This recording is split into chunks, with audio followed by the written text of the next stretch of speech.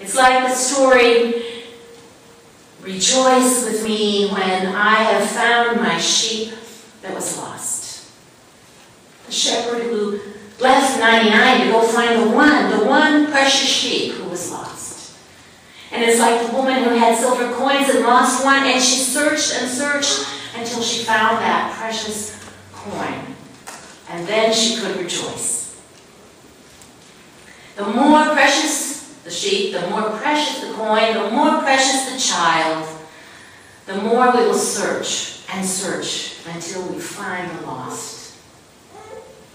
I think of the families in Chile now, the families of the Chilean miners who are waiting for their loved ones to be found and brought back to the surface safely. What rejoicing there will be. The parables of the lost sheep and the lost coin tell of God's love for us, this inclusive, extravagant love that knows no bounds. And we must duplicate that love, that precious love that God gives to us, we are to give to one another. That's how it works in the church. It's the very love that we try to embody in our welcome. It's the part of our vision to invite openly and accept all persons as if they were family members. God doesn't discriminate, nor should we. Everyone is precious in God's sight. Jesus was speaking to the Pharisees when he told these parables. They were the leaders of the temple. They were the in crowd. And the passage starts with an interesting sentence. Jesus is there, and the narrator says, "Now all the tax collectors and sinners were coming near to listen to him." They were not the in crowd. The tax collectors and the sinners were certainly not the in crowd. There was something about Jesus, though, that attracted these people to him. He conveyed somehow to all a welcome. Even these who were the outsiders, he accepted. You know, when we think of the tax collectors, they were collecting taxes for the Romans, who were the occupiers of Palestine, not much loved by the Jews. And even the tax collectors were welcomed by Jesus. And then when you think of the sinners, how do we know they were sinners? How did they know at the time that these people were sinners? Maybe they had really committed crimes, and it was known publicly that these people were sinners. It might be a little like our listening to and getting to know people who had committed crimes. Maybe like our getting to know people who had DUIs or drug addiction, or people whose houses had foreclosed, or people who had declared bankruptcy or gone deeply in debt. Not people in the in crowd at all. Maybe it would be like welcoming to our church people who didn't even have a green card and therefore didn't even have a driver's license. All persons means all persons. It's a high calling. This is a very high calling. Usually human beings like to care for their own. Not all people. Usually United Methodists like to care for our own.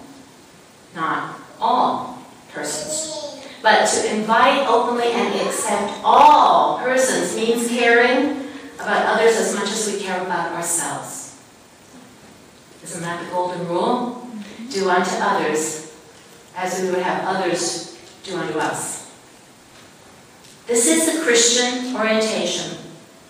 Actually, the golden rule is at the basis of all major faiths of the world. We know this rule from the life and teaching of Jesus. You know, most of the secular culture around us goes against the teachings of Jesus, when you think about it. Most of everything else in society thinks about oneself. not about others. I read the book Eat, Pray, Love when it first came out. I see some chuckles. Other people have read that book. Okay. And I just saw the movie a couple of weeks ago. Well, I have a problem with this book. The movie was very entertaining, but true to the book, it portrayed a very self-centered pursuit of happiness. Very self-centered. Now, probably not too many men here have seen this movie, am I right? Eat, Pray, Love? Probably not. Okay. Well, it's the story of a woman played by Julia Roberts who goes to Italy to eat, to India to pray, and to Bali to fall in love. She's looking for something that's missing in her life after a failed marriage and a broken off love affair and a feeling of emptiness in her career. She's looking for something. She's on a quest. And her quest takes her abroad and ends up really in self-indulgence. That's my opinion. It's really self-indulgence. It's a quest to find meaning for herself. Well, who wouldn't like to have enough money to go for 18 months abroad to all the exotic places of the world? To be able to afford that? Wow! Wouldn't that be fun? And who wouldn't want to eat pizza in Italy and all the pastries you wanted to and stay thin like Julia Roberts? We'd all like to do that. Well, there's one redeeming scene when Julia Roberts actually tries to help another person, a single mother she meets in Bali, who doesn't have a place to live.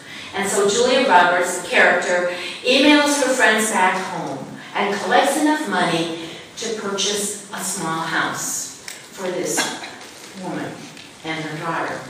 It's really a nice touch, and I'm thinking, finally, this woman is doing something for somebody but herself. But it's still really not a self-sacrifice. It's her wealthy friends back in the US of A who send the money. Her time in each foreign culture gives her plenty of wonderful new experiences and perhaps some good lessons in life, I'll admit. But mostly she's just free as a bird having a great time. Mostly she's just gaining things for herself. The movie ends with the hope of a new committed love relationship. And I think if you see the film, you think, well, this is a real relationship and this is going to have meaning. In the book, though, it leaves you at the end thinking that it's just another fling. So there's some difference there. Certainly the character lacks some depth. She lacks some sense of wanting to find meaning beyond herself. And then we look at St. Francis, the opposite extreme. St. Francis knew about depth. He was an Italian rich kid who gave up a life of luxury in order to serve the poor. He gave in order to love others. He lived a life of self-sacrifice and generosity. His life doesn't make a very sexy movie, that's for sure, but it's a life of depth. How can we imitate this life? The life of St. Francis, the heart of Jesus. How can we imitate love beyond ourselves, love for others, even others we don't even know? We can orient our lives to the people who haven't yet learned that God loves everyone.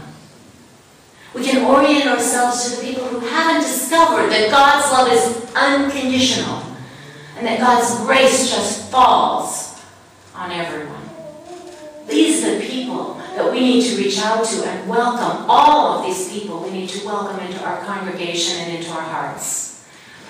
When we say the prayer of St. Francis, we state our intention not to be consoled, but to console. not to be understood ourselves, but to understand. Not to be loved, but to love. It's all directed out. This is the generous intention. And I pray that our vision at this church might be fulfilled as we learn to invite openly and accept all persons. May it be so. Amen.